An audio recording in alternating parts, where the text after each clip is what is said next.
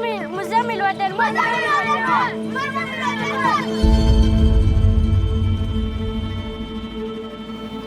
ده ولدي مزمل.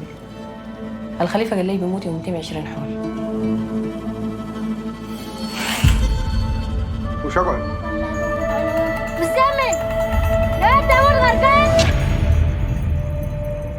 والسلام علي يوم ولدت ويوم اموت. لذلك توصل لي بيت الانجليز الكام مقفول ها؟ حرمنا بيع الخمر. جبت ده؟ هاي طبعا انت ما طلعت لنا الحله المعولقه دي. الخرطوم ما شفتها. انا ما عندي بكره. حابس اروحك معي ليه؟ ده ما بيشتغل الفهم حفظ بس.